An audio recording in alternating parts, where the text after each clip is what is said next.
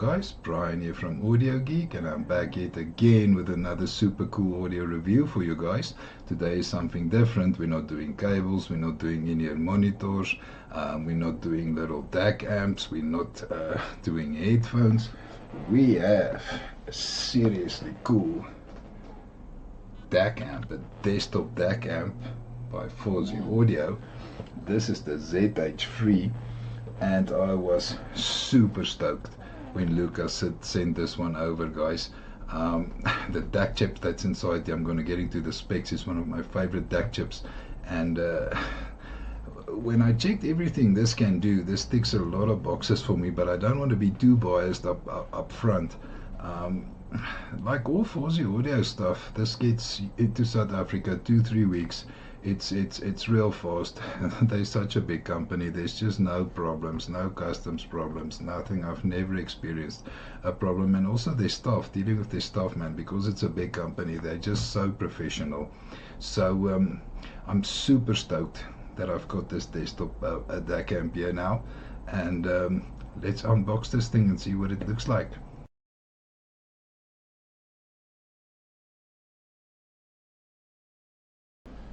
As you guys can see, this is a very big box this comes in, so it's a bit uncomfortable for me with the mic and everything to unpack it here, so I just unpacked the stuff prior.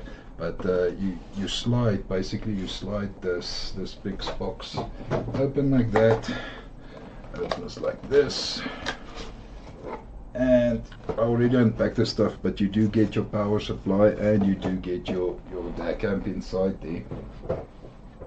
So overall, for unboxing, it's a very massive box for a bit smaller DAC amp. I don't know why they made that packaging so big. So basically, you get your DAC amp, which I'm going to show you when we get into the look and build. I'm not going to show you the power supply. It looks like a normal laptop power supply. I already went down in my cable concoctions over here and connected it up, so I'm really not going to get underneath this desk and take that out for you guys. I mean, you can just check the internet if you want to really see what a power supply looks like, but it looks like a normal laptop power supply. I'm very stoked to get into the look and build of this thing, guys, so let's do it.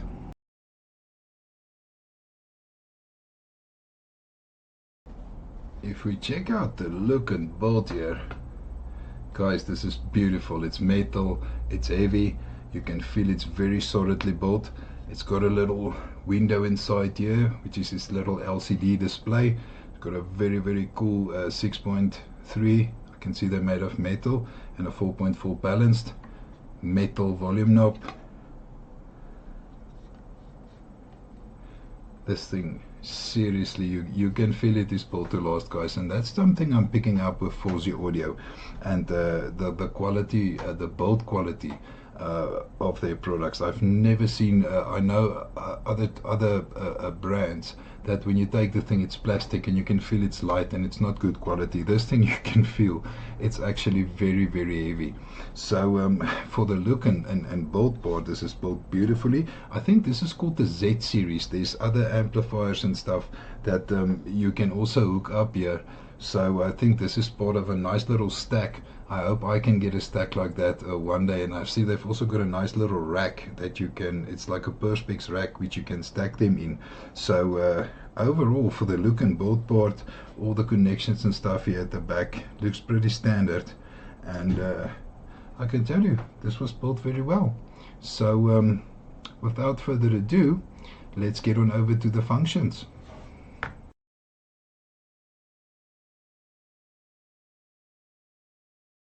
If we look at the functions on the ZH3, and believe me, guys, there's a lot of functions to go through here. First of all, it's an all-in-one desktop hi-fi DAC headphone amp, and it can also function as a preamp, not just on your desktop, in your stereo setup. So if you don't have a duty on your desktop, you can also use it as a preamp and just hook some power amps on to it. There's also monoblock power amps that I saw from Fosi Audio that fits very nicely, and I think that's why they call it the Z series. It fits very nicely like a stack. It's got high output power, but I'm going to get to that when I get to the specs.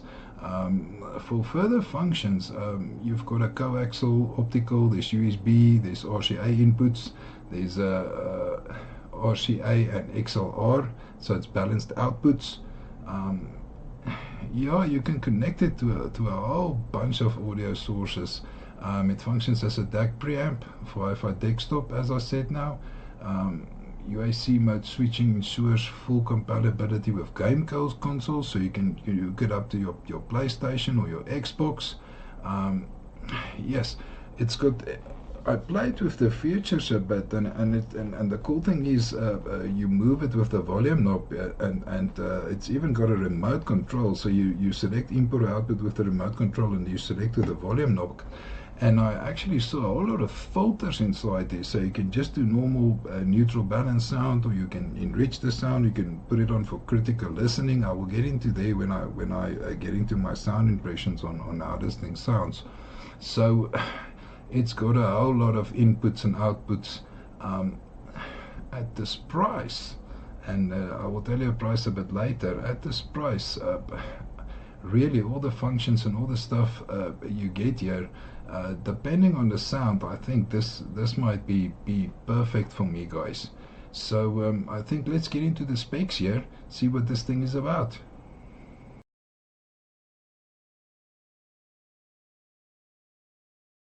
If we get into the specs here, one of the most important things you first have to check out always on a DAC and headphone amp is obviously it's going to be your DAC chip. This one's got one of my favorites. It's the AKM4493 SEQ. AK DACs are my favorite. They sound a bit more warm. They sound a bit more analogy. It's the sound that I fell in love with when I used my Aston Kern, when I got my first Aston Kern DAC. It's also used an AK DAC. I love the sound. It's a warmish sound. I'm not going to say it's tube-like, but so yeah, there already Fosi Audio scored some points with me. The OP amps that is used to produce the power is the OPA 1612. Now I know those very well from my Lint Audio headphone amplifier. That one uses the OPA 1612, so I know what good amps those are. It can do PCM 686 kHz 32-bit. It can do DSD 512. If we check out the specs here on the single inlet, on the 6.35mm single inlet output, it gives 640 milliwatts, which is it's alright. And when you get to the balance ports, 4.4 balance, it's 2570 watts, milliwatts. So it's 2.5 watts. Now that's decent. Yes, you do get more. I've got my Lint Audio Legend tube headphone amplifier over there, which I use with my big Sennheiser, and that one's 6 watts per channel. So 2.5 watt is not the know-all end-all in power output, but it's still sufficient to drive almost any headphone from 16 ohms to 300 ohms. I'm also going to check. I'm going to put a little 6.3 millimeter to 3.5 converter, and I'm going to put some sensitive INMs on there and see if we get some noise or stuff like that. Like I said, there's coaxial, there's USB, there's optical, there's RCA inputs, there's XLR outputs. This thing has got all the bells and whistles. It's got you can hook it up to your gaming consoles. So specs wise, on paper, the processor I see is a Exmos XU316 processor. On paper, this thing looks the business. So I'm going to take about a week. I'm going to play with all the functions, going to listen very intently to the sound, and then I will be back with my sound impressions, guys. So stay tuned.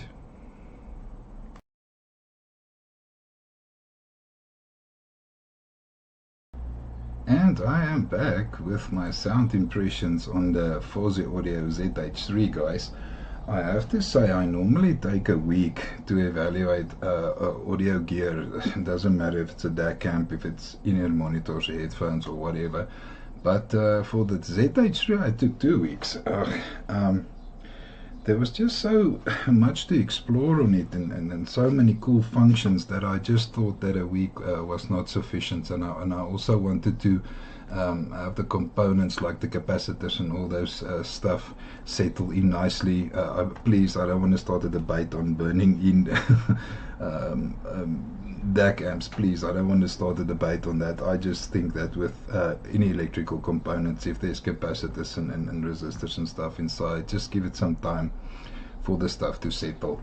I have to say, I'm always biased with AAK DACs. My very first, I can't say high end, but my very first good DAP was an old Astel and Kern, man, and that thing had an AAK DAC inside, and it made me fall in love with that. I always perceive it as a bit warmer than the ES Saber and the Cirrus Logic DACs. It was not the case here with the ZH3. And before I get into the sound impressions deeply, I try and keep my reviews less technical. The reason for that is I don't want to bore the people that are not into all the technical stuff.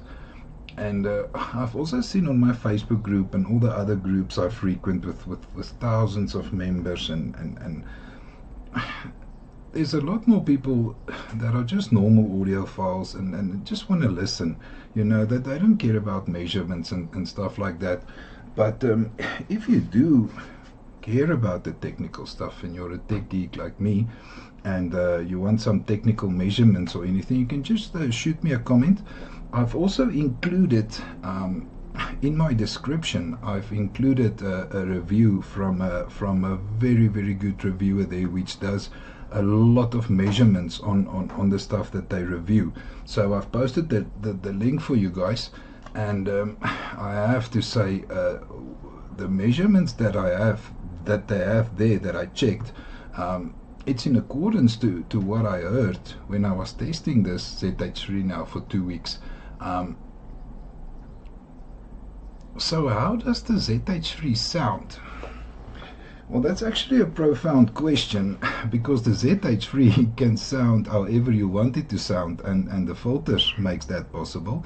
And then it's also got the tone controls there with the bass and the treble. I bypass that. I'm an audiophile, I don't do tone controls, so I bypass that, but you can use that if you want. Then there's also the built-in filters, which are really, really cool. I've listened to them extensively throughout this 2 weeks now, and I can more or less tell you what every filter does. The neutral balanced one is easy. I mean, it's going to be neutral balanced sound. So if you're a guy that likes your sound neutral and balanced, that's the one you're going to use.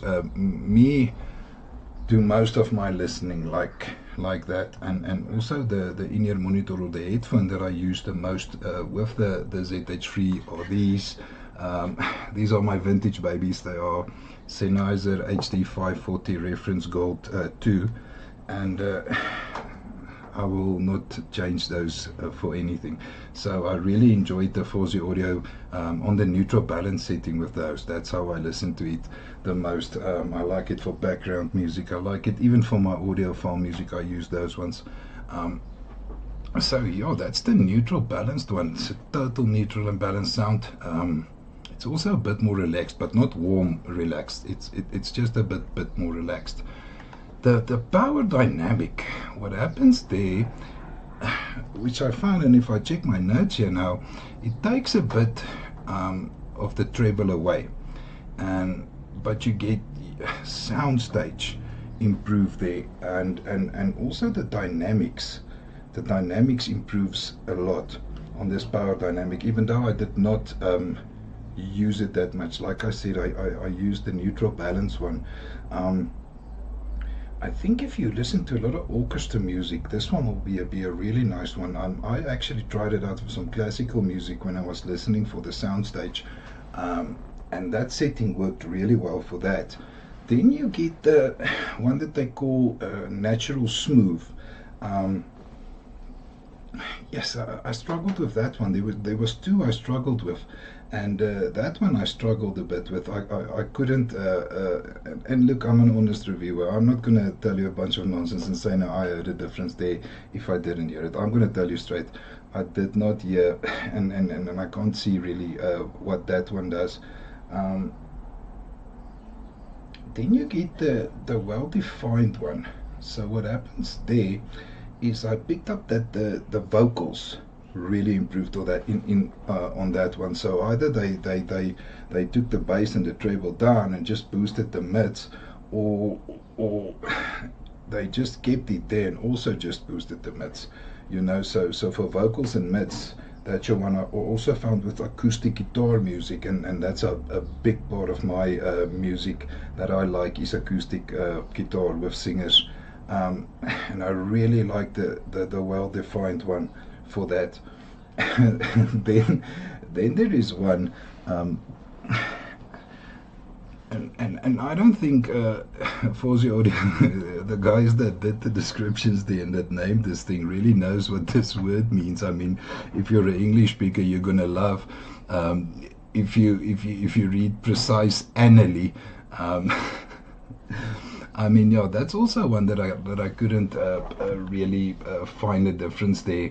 I did read somewhere that it says it helps with the sound placement. Now, sound placement to me means, it means sound stage. So I couldn't pick up anyone there. But for the other ones, it was like I said, neutral balanced. If you're a balanced lover, that one is awesome, guys. If you're a bit of a bass head, I am a bit of a bass head, there you can just bypass the tone controls and kick that bass all the way up.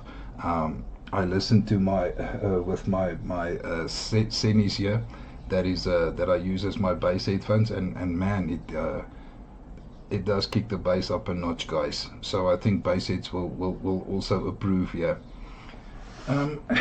That's it basically for the sound. Now, for the power to drive headphones, the single-ended side, it drove all IEMs, all planar IEMs that I have, all types of. I also tried earbuds, and it struggled with my Sennheiser HD540 to get loud volume, and also with my HD650s. Now you must remember, the HD540s is 300 ohm, and the HD650s, I think they're 200 and odd ohm. So yeah, I had to push the volume up, and this is on high gain, to about 95 out of 100 to get rock concert levels. And I mean, that is a bit high.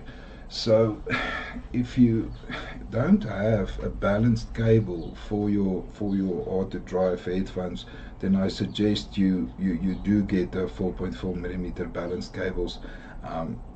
If we move on over to the balance section, I do have a nice open heart cable that I use with my HTC 650s if I do use a 4.4 balanced amplifier.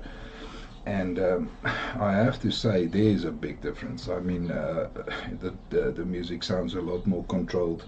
I didn't hear a lot more noise. I think it's because on the neutral balanced one, when it was on that, I specifically listened for the background noise, and I have to say it's not there. Also on the balanced one, there's absolutely no background noise with sensitive IEMs. I did try.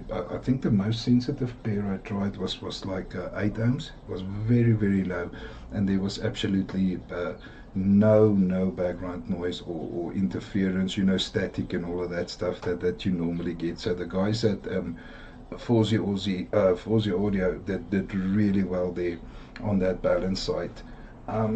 So sound wise for me, guys, I really can't find a single fault here. This is a brilliant product from Fosi Audio, and I think all that's left now is for us to go over my conclusion. Check my verdict out.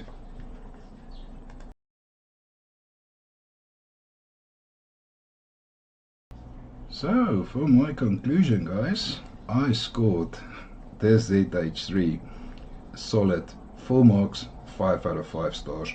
I have to say the price versus performance, $199.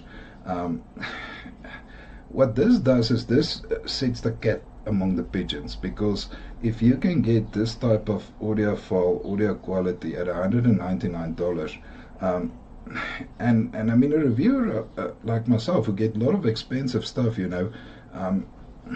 this thing makes a lot of sense. Let me tell you guys that. I mean, if you just check the build quality, it's all metal. I don't see any plastic on here. Even the knob, it's got a nice little metal knob. Sound that suits every taste out there.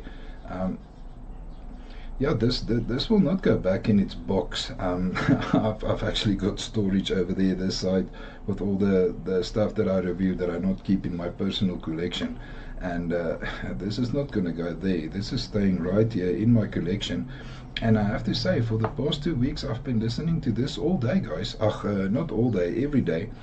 So it's just one of those products where they just hit it out of the park, did everything right, got the price right. I'm especially impressed by the quality of this, and I think Fosi Audio, their research and development department, and the years and years they've have in experience in the market. Yeah, this one is a winner, guys. You must seriously check this one out. So thank you for watching my review, guys. Till next time.